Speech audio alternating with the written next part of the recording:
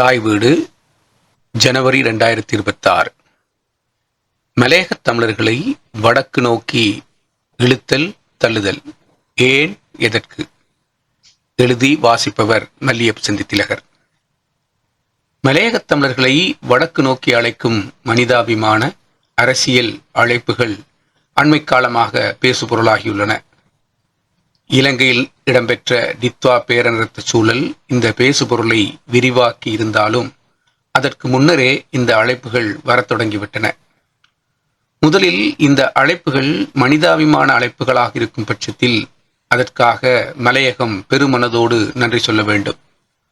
முன்னைய காலத்தை விட மலையகம் குறித்த பார்வையும் நோக்கும் வடக்கு கிழக்கு தமிழர்களிடத்தில் மாறியிருப்பது மகிழ்ச்சிதான்.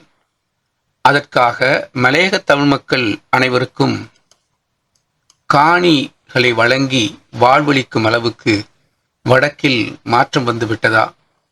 அவர்களின் காணி பிரச்சனைகள் தீர்ந்துவிட்டனவா? வடக்கில் இராணுவத்தின் பிடியில் இருக்கும் காணிகளை விடுவிக்க அவர்களுக்கு முடிந்துள்ளதா? வடக்கில் 70களில் இருந்து குடியேறி வாழும் மலையக தமிழர்களின் காணி உரிமை உறுதி செய்யப்பட்டு விட்டதா? அவர்கள் வாழும் காணி பிரதேசங்கள் பொருளாதார வாய்ப்புகள் கொண்டனவா? வடபகுதியில் வாழும் ஒடுக்கப்பட்ட தலித் மக்களுக்கு உரிய காணி உரிமை உள்ளதா? இது போன்ற கேள்விகளை இந்த நேரத்தில் ஒரு புரிதலுக்காக எழுப்பிக் கொள்ள வேண்டியுள்ளது. மலையகத் தமிழரின் வடக்கு நோக்கிய நகர்வு. இலங்கை சுதந்திரமடைந்ததும் இலங்கை வாழ் இந்தியர்களுக்கு இலங்கையில் நாடே இல்லை என்று சட்டம் நிறைவேற்றியது இலங்கை அரசு. பின்னர் மேட்டுக்குடி இந்தியர்களுக்கு பிரஜா உரிமை வழங்கிவிட்டு மலையக தமிழர் அடையாளம் பெற்ற இந்தியர்களை மட்டும் நாடற்றவர் பட்டியலில் வைத்தது. பின்னர் இவர்களை நாடு கடத்த என இந்தியாவுடன் நேரு கொத்தலாவல 1954, ஸ்ரீமா சாஸ்திரி 1964, ஸ்ரீமா இந்திரா 1974 என 3 ஒப்பந்தங்களை செய்தது இலங்கை அரசு. இந்த ஒப்பந்தங்கள் படி இந்தியா செல்ல ஒரு பகுதியினர் நிர்பந்திக்கப்பட்டனர். அந்த அளவு 5 லட்சம் வரை ஆனது. அதுவரை மலையகம் கொண்டிருந்த மக்கள் பலத்தின் முதல் சரிவு இந்த நாடு கடத்தல் நடைமுறையால் உருவானது. இந்த ஒப்பந்தங்கள் செய்யப்பட்டு மலையகத் தமிழர் நாடு கடத்தப்படாமல் இருந்திருந்தால் இன்று அவர்களே இலங்கை சனத்தொகையில் 2ஆம் இடத்தினை பெற்றிருப்பர். அடுத்த நிலையில் இந்தியா செல்லாமல் எஞ்சியோரில் ஒரு பகுதியினர் இலங்கை தமிழர்கள் அதிகம் வாழும் வடகிழக்கு பகுதியில் சென்று வாழலாம் என தீர்மானம் எடுக்கும் சூழல் உருவாக்கப்பட்டது. இதற்கேற்றாற்போல் மலையகத் தமிழரை இலக்கு வைத்து இன வன்முறைகளும் தெற்கில் நடந்தேறின. வடக்கில் போராட்ட இயக்கங்கள் தோற்றம் பெற்ற காலம் அது. அவர்களுக்கு ஆட்பலம் தேவைப்பட்டது. குறிப்பாக வவுனியா, முல்லைத்தீவு மாவட்டங்களில் எல்லைகளை பாதுகாப்பதற்கு மக்கள் குடியிருப்பு தேவைப்பட்டது. இதனை உள்மனதிலும் மனிதாபிமானம் என்பதை வெளிமனதிலும் கொண்டு வடக்குக்கு ஆள்கட்டும் பணி ஆரம்பமானது. அதற்கு காந்தியம் என பெயர் வைக்கப்பட்டது. உண்மையில் அது தூசுப்படை கட்டும் பணிதான். இப்படியாக வடக்கு நோக்கி சென்றவர்களுள் பலர் தூசிப்படையாக இலங்கை இராணுவத்திடம் சிக்கி மாண்டார்கள். ஈழப் போராட்டத்தில் சிக்குண்டு மாண்டவர்கள் போக சுமார் 1 லட்சம் அளவான மலையகத் தமிழர் இன்றும் வடக்கில், குறிப்பாக வவுனியா, கிளிநொச்சி, முல்லைத்தீவு மாவட்டங்களில் வாழ்கின்றனர். ஆனால் சுமார் 6000 அளவினரே தங்களை இந்திய தமிழர் அல்லது மலையகத் தமிழர் என பதிவு செய்து கொண்டுள்ளனர். ஏனையோர் இலங்கை தமிழர் என பதிவு செய்து கொண்டுள்ளனர். இப்படியாக வடக்கு சென்ற காரணத்தால் எண்ணிக்கையில் பலம் குறைந்தவர்களானவர்கள் மலையகத் தமிழர்கள். அவர்களது அடையாள சிக்கல் மேலும் குழப்பத்தை ஏற்படுத்தியது. இந்திய தமிழரா மலையகத் தமிழரா எனும் அந்த விவாதம் தொடர்ந்து கொண்டிருக்கும் போது இப்போது இரண்டையும் சேர்த்து இலங்கை தமிழர் மலையகத் தமிழர் என இப்போது கணக்கிடப்பட்டு இலங்கையின் சனத்தொகையில் வெறும் 6 லட்சம் தான் வாழ்வதாக உத்தியோகபூர்வமாக அறிவிக்கப்பட்டுள்ளது. ஆனால் மலையகத் தமிழரின் சாத்தியமான எண்ணிக்கை 11 லட்சத்துக்கும் உயர்வானது என்பதையும், தேசிய வீதாசாரம் 5% மேலானது என்பதையும் கடந்த டிசம்பர் மாத தாய் வீடு இதழில் எனது கட்டுரை தெளிவுபடுத்தியுள்ளது. இந்த நிலையில் வடக்கு நோக்கி இப்போது மலையகத் தமிழர்களை அழைப்பதோ அல்லது இழுப்பதோ அவர்களின் எண்ணிக்கை அடிப்படையில் பாதிப்புக்குள்ளாக்கும். இலங்கை தமிழர் மலையகத் தமிழர் அரசியல் புரிதல்.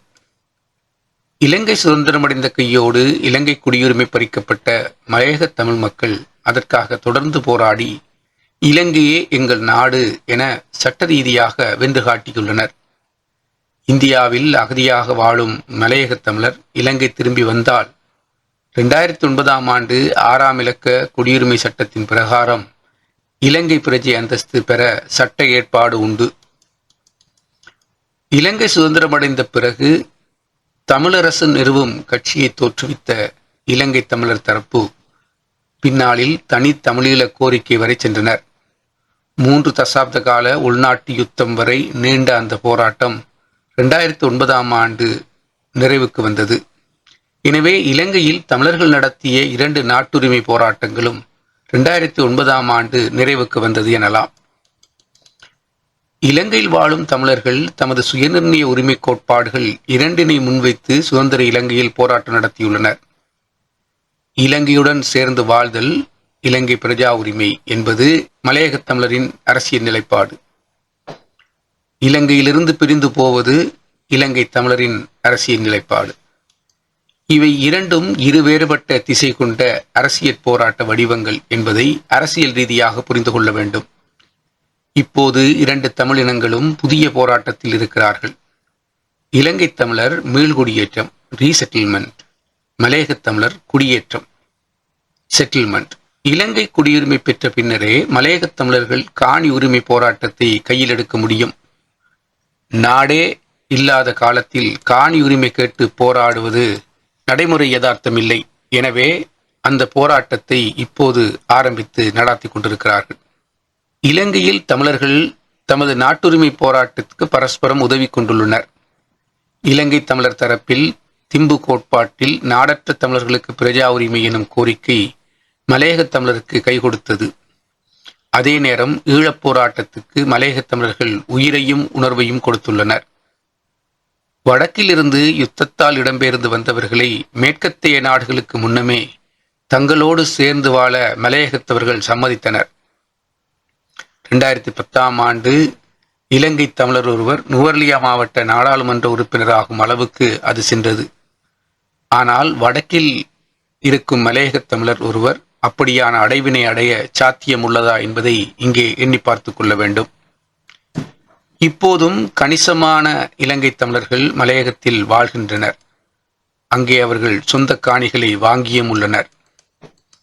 இலங்கை தமிழர்கள் இப்போது செய்ய வேண்டியது மலையகத் தமிழரின் காணி உரிமை போராட்டத்தில் கைகோர்ப்பதுதான். அவர்கள் 200 வருடமாக வாழ்ந்த பூமியில் அவர்களை நிரந்தரமாக வாழ ஒத்துழைப்பதுதான். அதை விடுத்து வடக்கில் குடியேற அழைப்பதோ அல்லது அங்கு போவதோ மலையகத் தமிழரின் போராட்டச் செறிவை குறைக்கும். ஏற்கனவே 5.2% உள்ள மலையகத் தமிழரை 2.8% என திரிவுபடுத்தும் திட்டம் நடந்துவிட்டது. ஏட்டில் இலங்கை தமிழர் என பதியப்பட்ட 48% மலையகத் தமிழர்களை நகர்த்தி வடக்குக்கு கொண்டு சென்று அங்கே தமிழ் தேசிய கணக்கு காட்ட எண்ணுவது நல்லதல்ல.